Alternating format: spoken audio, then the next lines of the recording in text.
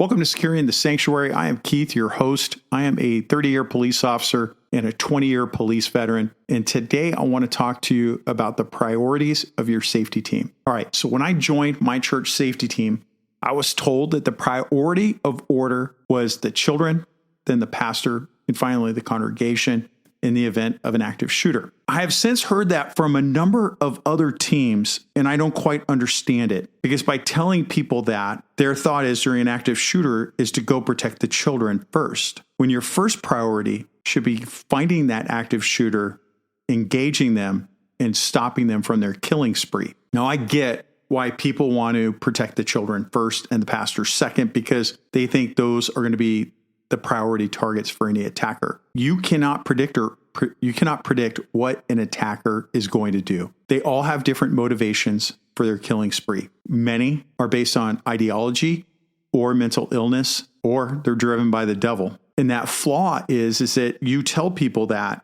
and their instinct is when the shooting starts is to immediately go to the children or the pastor. I get it. Where you need to go is to where the sounds of the gunshots are and go engage that suspect immediately and stop their killing spree. If you focus solely on the children or the pastor, you're leaving the congregation to fend for themselves.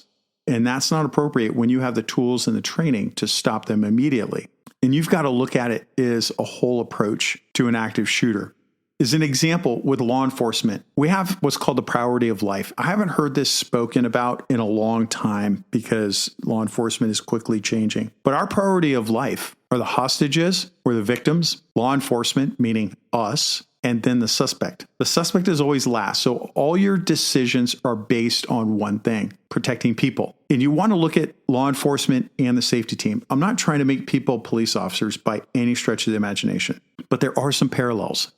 An active shooter is an active shooter. Everybody needs to treat them the same. You hear the shots being fired, you go to where those shots are, and then you engage the suspect and you put them down. And I know there's somebody in the audience right now thinking, but there's going to be a dual attack and they're going to go and they're doing it to draw you away from the children or their pastor, and then they're going to go do that. Okay, very rarely are there dual attackers. Almost all active shooters are single persons. Now, after the active shooting event, people will report that there were multiple attackers, and we will go look for them, and there are only one. Look, when you put that person down, then certainly you reassign personnel to go protect the children. You should be talking to your Sunday school people about locking those children down the minute they hear gunshots and barricading the door. An active shooter has yet to go through a locked door to go attack people. They go for the easy kill. And that is not a locked door that's barricaded with people behind. You have to start training your people. The priority of life. The priority of life is every single individual person at your church. Then you come second. The suspect comes in last.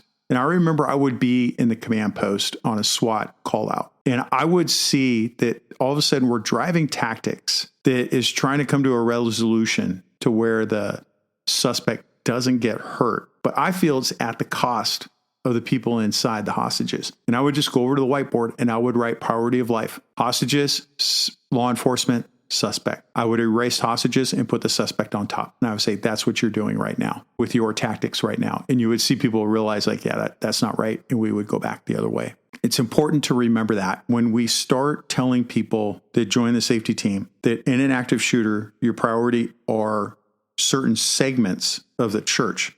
And I get it. You need to tell them that they actually need to go to where the gunshots are and take care of business. And I hear a lot of people also say, but don't leave this one area unsecured. There's somebody else could come in. Stop it. Sure, there could be a complex terrorist attack that could happen down the road. I have no doubt that is going to happen. But a clear majority are single shooters. And you have to go forth and then go deal with that. Once that person's put down, then you split your people up to different areas to protect the congregation, the pastors, doors, and so on. The best thing that you can do is strategically place your safety team members so that they can respond to an active shooter swiftly and efficiently. You want to think of it as layers of security within your church. The first layer is going to be the parking lot. You place people in the parking lot. As an example, there was a potential active shooter last week where a young man dressed in black walked up to the back door of a church with a rifle. you would see him walking. And I think there was a safety team with that church because he got taken off right away out a back door. That tells me that they probably had a good security team watching. Good for them. You take them off right at that back door, you're done, right? If they somehow get past you, you look at the active shooting incident at Joel Osteen's church in Houston, Texas. She had an AR-15 under a very long coat when she came in. Okay, if you're paying attention and not on your phone, you'll see that rifle peeking out from below, and you would know to engage that person, and they would get contacted right as they came in that door.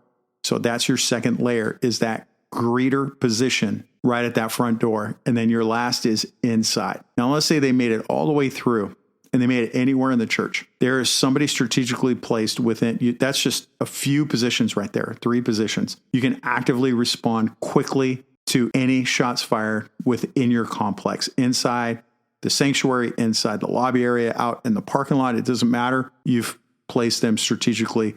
You also want to use technology like cameras and communication devices to monitor and coordinate your people. We have cameras in our church. We have somebody sitting there. We call them the dispatch position, and they dispatch units. They watch the cameras. They call the police if need be.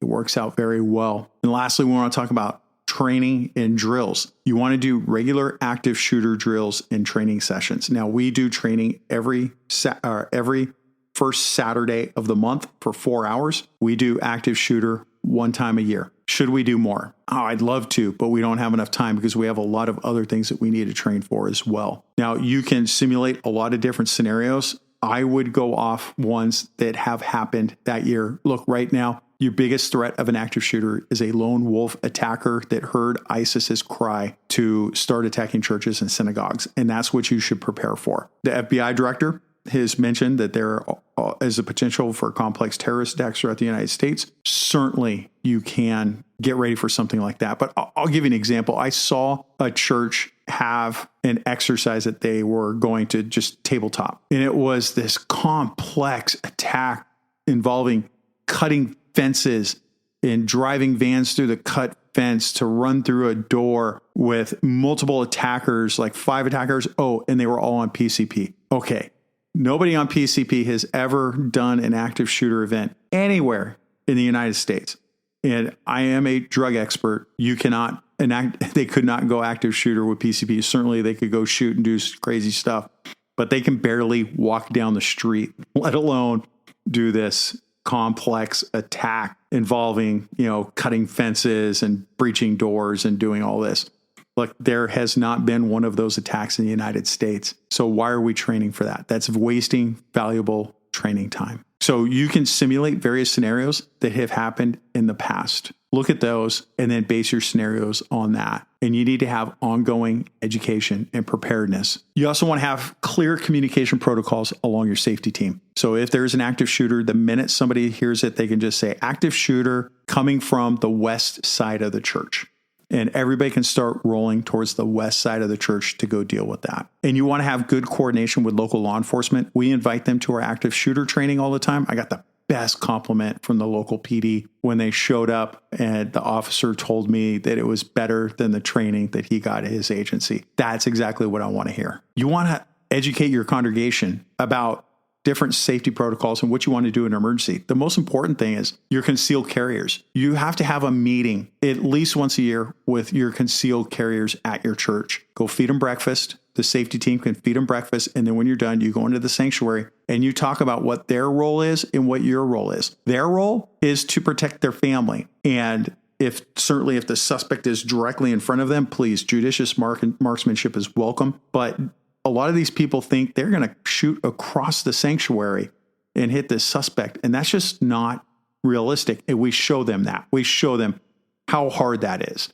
And we tell them that, look, this is how we respond. And we kind of show them how we respond. And that way we all see each other. We all know each other. And we make it clear your job is to protect your family. We'll deal with the shooter. Because if all of a sudden you have all these concealed carriers coming into the mix, it is just going to be chaos. But you got to coordinate that ahead of time, right? It is important for you to reevaluate adjusting your safety priorities. Yes, the children and the pastor are super important. But what's more important is finding the suspect and killing them and stopping them. That's the most important thing. And if you tell people go to the children or go to the pastor first, they are ignoring the shooter and people are going to die. So the priority of life is everybody at your church, including the people outside that aren't in your church, just the safety of everybody, normal people. And then you come second, and then the suspect is last. And if you go off of that, then your people will be the better off for it. Now, look, I want to hear your comments, your feedback. I don't have a chance to reply to every single person, but I do read almost every comment within the first couple of days and listen to what you have, and I take it to heart. So I want to hear what you have to say. Leave a comment. Let me know. You can get free training over at ChristianWarriorTraining.com. It's my gift to you, my fellow followers of Christ. I do it because I love you and I want you to take care of your congregation. Don't turn your church into a bunker. Keep it open. Let everybody come in to worship Christ and spread the gospel. Just keep your head on a swivel and just be ready. We're at threat condition orange, which is a high risk of attack. It doesn't mean we close our doors. It just means that we have our head on a swivel and we just pay attention to everybody. That's all I got for now. I'll see you next week.